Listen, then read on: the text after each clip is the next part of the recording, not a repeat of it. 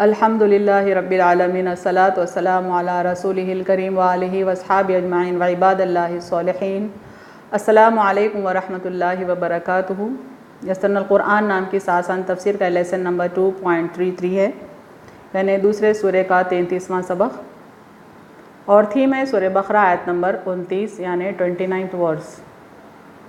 Topics کورڈ اس طرح سے ہیں، سب سے پہلے word by word and phrase by phrase translation, اس کے بعد کامنٹری یعنی تفسیر، آخر میں کچھ امپورٹنٹ پوائنٹس، ایکنالجمنٹ اور ریفرنسز۔ اعوذ باللہ من الشیطان الرجیم، بسم اللہ الرحمن الرحیم۔ هو الذی خلق لکم ما فی الارض جمیعا ثم استوى إلى السماء فسواهن 7 سماوات وهو بكل شيء علیم۔ لفظی ترجمہ نیچے دیکھیں۔ ہوا کا روٹ ورڈ ہا واؤ سے ہے، معنی وہ، انگلش میں ہی۔ الذی کا روٹ ورڈ ہے الف لام لام ذال یا سے، معنی جس نے، انگلش میں the one who۔ خلق روٹ ورڈ ہے خا لام قاف سے، معنی پیدا کیا، انگلش میں created۔ لکم کمبینیشن ہے لا اور کم کا، لا یعنی لیے، کم یعنی تمہارے، دونوں کمبائن ہوتے ہیں تو پڑھیں گے تمہارے لیے، انگلش میں فور یو۔ ما کا روٹ ورڈ میم الف سے ہے، معنی جو، انگلش میں واٹ یا واٹ ایور۔ فی کا روٹ ورڈ ہے فا یا سے، معنی میں، انگلش میں ان۔ الارض روٹ ورڈ ہے الف را ذات سے، معنی زمین، انگلش میں دی ارتھ۔ جمیعا روٹ ورڈ ہے جیم میم عین سے، معنی سب یا تمام، انگلش میں all۔ ثم روٹ ورڈ ہے تھا میم میم سے، معنی پھر، انگلش میں مور اوور یا دین۔ لاسٹ لائن دیکھیں، استوا روٹ ورڈ ہے سین واو یا سے، معنی قصد کیا، متوجہ ہوا یا سیدھا ہو گیا، انگلش میں ہی ٹرن۔ الا روٹ ورڈ ہے الف لام یا سے، معنی طرف، انگلش میں ٹورڈز۔ السماء روٹ ورڈ ہے سین میم واو سے، معنی آسمان، انگلش میں دی ہیون۔ فسواہن روٹ ورڈ ہے فا اور سواہن، روٹ کمبینیشن ہے فا اور سواہن کا، فا کے معنی پس کے ہیں، سواہن کا روٹ ورڈ ہے سین واو یا سے، معنی ان کو درست کر دیا، دونوں کمبائن ہوں گے تو پڑھیں گے پس ان کو درست کر دیا، انگلش میں اینڈ فیشن دیم۔ سبعہ کا روٹ ورڈ ہے سین با عین سے، معنی 7، انگلش میں 7۔ لاسٹ لائن دیکھیں، سماوات روٹ ورڈ ہے سین میم واو سے، کئی آسمان، دراصل یہ آسمان کا پلورل ہے، ہیونز ان انگلش۔ وہوا کمبینیشن ہے وا اور ہوا کا، وا یعنی اور، ہوا کا روٹ ورڈ ہے ہا واو سے، معنی وہ، دونوں کمبائنڈ پڑھتے ہیں تو پڑھیں گے اور وہ، انگلش میں اینڈ ہی۔ نیکسٹ ورڈ دیکھیں، بیکلی روٹ ورڈ ہے کاف لام لام سے، معنی ہر ایک کا، انگلش میں آف ایوری۔ شیئن روٹ ورڈ ہے شین یا حمزہ سے، معنی چیز یا شے کے ہیں، انگلش میں تھنگ۔ لاسٹ لائن دیکھیں، علیم روٹ ورڈ ہے عین لام میم سے، معنی جاننے والا، انگلش میں all knowing. Phrase by phrase translation دیکھیں اردو زبان میں۔ هو الذی خلق لکم، وہ جس نے تمہارے لیے پیدا کیا، ما فی الارض جمیعا جو کچھ زمین میں ہے، ثم استوى الی السماء پھر آسمان کی طرف متوجہ ہوا، فسواہن 7 سماوات پھر ان کو درست 7 آسمان بنایا، وہو بکل شیء علیم اور وہ سب کچھ جانتا ہے۔ مکمل ترجمہ نیچے دیکھیں، وہی ہے جس نے تمہارے لیے پیدا کیا جو کچھ زمین میں ہے، پھر آسمان کی طرف متوجہ ہوا، پھر ان کو درست 7 آسمان بنایا اور وہ سب کچھ جانتا ہے۔ انگلش میں دیکھیں فریز بائی فریز ٹرانسلیشن۔ هو الذی خلق لکم، He is the one who created for you ما فی الارض جمیعا, whatever is on the earth. ثم استوى إلى السماء, then he turned towards the heaven. فسواهن سبع سماوات, and fashioned them into 7 heavens. وهو بكل شيء عليم, and of all things he has perfect knowledge. Complete translation نیچے دیکھیں. He is the one who created for you whatever is on the earth. Then he turned towards the heaven and fashioned them into 7 heavens. And of all things he has perfect knowledge. تشریح کلمات یعنی interpretation of words دیکھیں. استوا کے معنی ہر طرف سے احاطہ کرنا یعنی انسرکل کرنا, اور کسی عمل پر استقرار یعنی اسٹیبلٹی گین کرنا. جب اس لفظ کے ساتھ الا آئے تو اس کا معنی ہے خود کسی چیز تک پہنچ جانا, یعنی استوا کے ساتھ اگر الا بھی آئے تو معنی ہے کسی چیز کو اپروچ کرنا یا اس کا قصد و ارادہ اور تدبیر کرنا, یعنی کچھ پلان کرنا اس سلسلے میں, یہ معنوں میں آتا ہے. استوا کا لفظی ترجمہ قصد کیا جاتا ہے یعنی کچھ ایم, کچھ انٹینشن اس کے معنوں میں آتا ہے. سوا کے معنی حکمت و تدبیر سے کسی چیز کو درست کرنا یعنی کسی چیز کو پرپورشنیٹ بنانا, جیسے ارشاد ربانی ہے الذی خلقک فسواک, الذی خلقک فسواک, یعنی جس نے تجھے پیدا کیا پھر تجھے ٹھیک کیا یعنی درست کیا. یہ انسان کی تخلیق کے سلسلے میں ہے کہ انسان کے اعضاء اللہ نے پرپورشنیٹ بنائے ہیں, ٹھیک ٹھیک مناسب بنائے ہیں, اس کی طرف اشارہ ہے. اس سے فسواکا کے معنی معلوم ہو رہے ہیں. آخر میں دیکھیں علیم, عالم کا صیغہ مبالغہ ہے, یعنی عالم کا سپرلیٹیو ڈگری ہے علیم. کسی عالم کے بارے میں جب یہ بتانا مقصود ہو کہ وہ زیادہ اور خوب جاننے والا ہے تو اسے علیم کہتے ہیں, یعنی بہت زیادہ نالج رکھنے والے کو علیم کہتے ہیں. اب فوکس کرتے ہیں اس فریز کی تفسیر پہ. والذی خلق لکم ما فی الارض جمیعا, یعنی وہی اسی کی ذات ہے جس نے تمہارے لیے بنایا, تخلیق کیا جو کچھ زمین میں ہے. اس کے معنوں پہ, اس کی تفسیر پر غور و فکر کرتے ہیں. تصور کائنات کے مطابق انسان مخدوم کائنات ہے, یعنی جس کی کائنات خدمت کرتی ہے. مخدوم کے معنی یہ ہیں کہ جس کے لیے ہر چیز کو پیدا کیا اور جس کی خدمت کے لیے اللہ نے ہر چیز کو مسخر کر دیا, معمور کر دیا, وہ شخصیت کو مخدوم کہا جاتا ہے. تو یہاں پر انسان جو دنیا میں بھیجا گیا اس کی حیثیت مخدوم کی ہے, خادم کی نہیں ہے.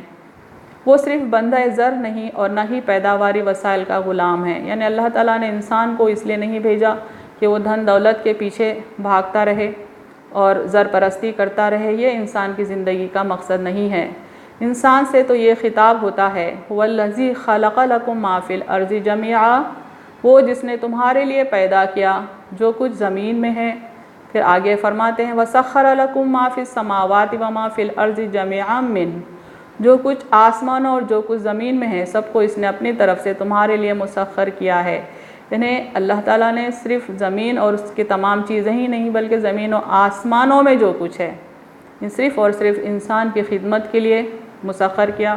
ان تمام چیزوں کو انسان کے لیے ڈیووٹ کر رکھا ہے. یہ انسان کا مقام ہے جو اللہ نے اسے عطا کیا. آگے کے رکوع میں انسان کی پیدائش اور اس کے خلیفۃ اللہ کا منصب عطا کیے جانے کا ذکر ہے.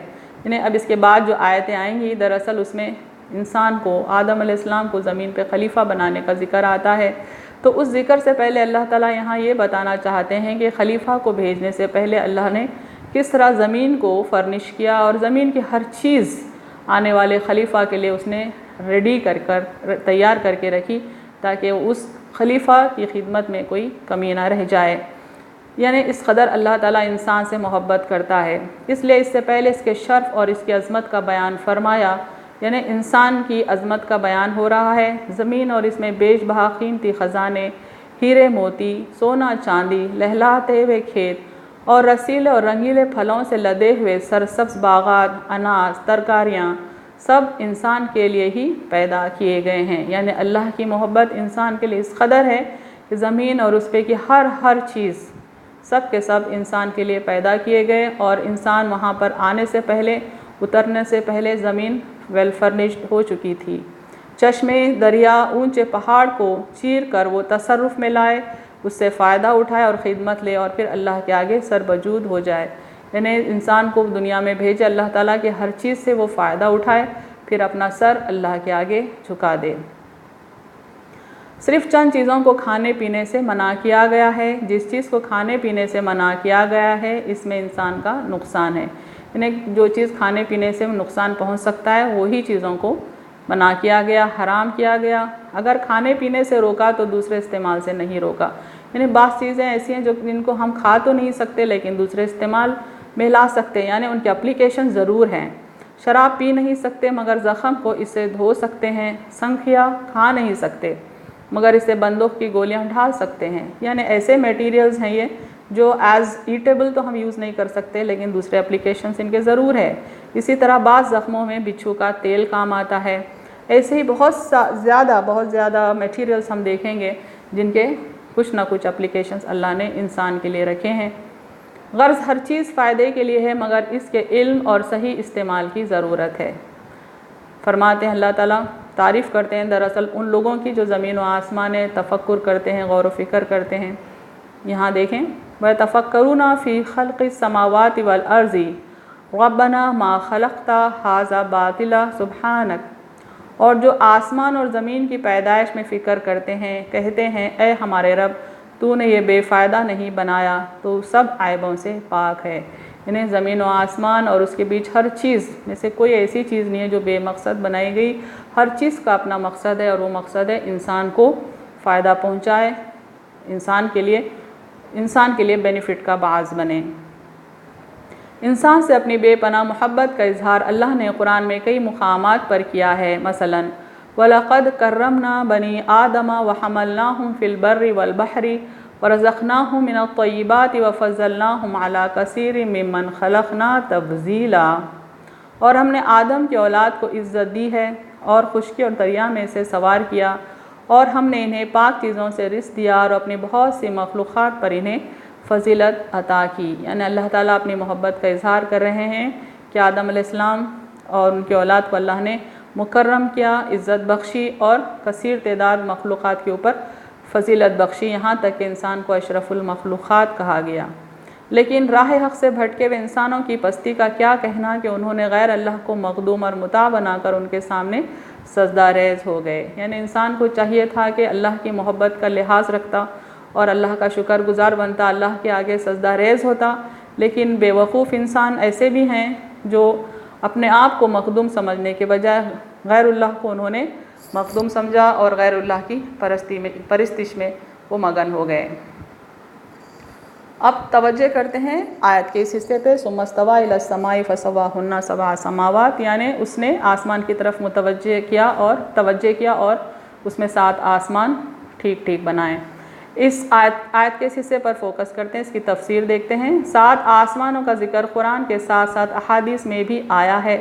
احادیث میں آسمان اول، دوم، سوم تا آخر کا ذکر آتا ہے، لیکن کسی آسمان کی بناوٹ کے بارے میں کوئی تفصیل موجود نہیں ہے، یعنی 7 آسمان کا ذکر قرآن کے علاوہ احادیث میں بھی آیا ہے، لیکن یہ آسمانوں کا اسٹرکچر کیسا ہے، ان کا آرگنائزیشن کیسا ہے، یہ کیسے آرگنائز کیے گئے ہیں، اس کی زیادہ تفصیل ہم کو احادیث میں بھی نہیں ملتی۔ قرآن میں 3 آیات ایسی ہیں جن سے آسمان اول کو سمجھنے میں کچھ مدد ملتی ہے۔ آسمان اول یعنی جو ہم کو نظر آتا ہے، جس میں ہم چاند، سورج، تارے دیکھتے ہیں، ان کا ذکر البتہ قرآن میں 3 بار آیا ہے، جیسا یہاں دیکھیں۔ پہلی آیت ہے اِنَّا زَيَّنَّا السَّمَاءَ الدُّنْيَا بِزِينَةٍ الْكَوَاكِبِ، ہم نے آسمان دنیا کو ستاروں کی زینت سے مزین کیا۔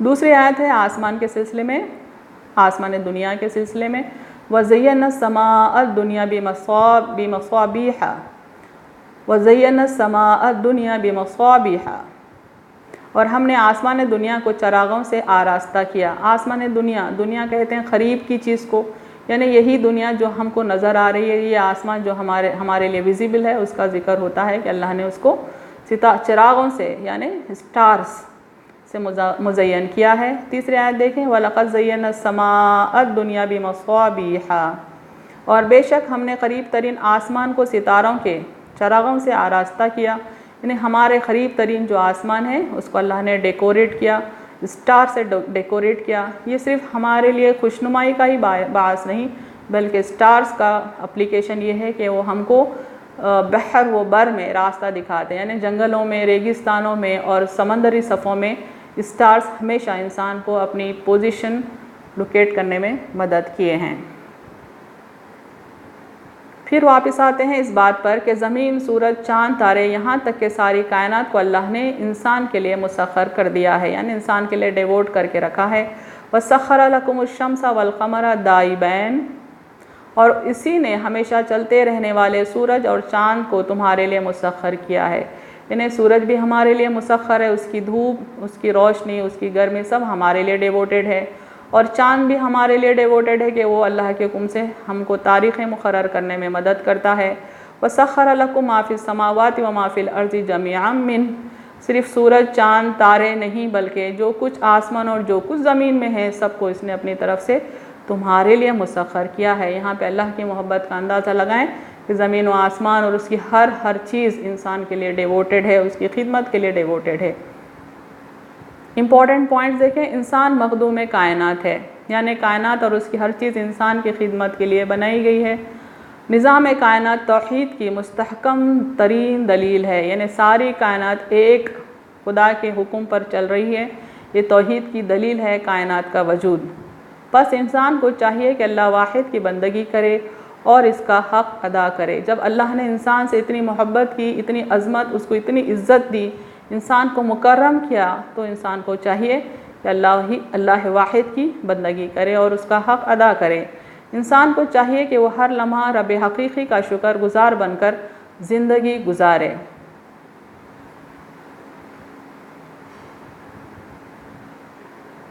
وآخر دعوانا ان الحمد للہ رب العالمین.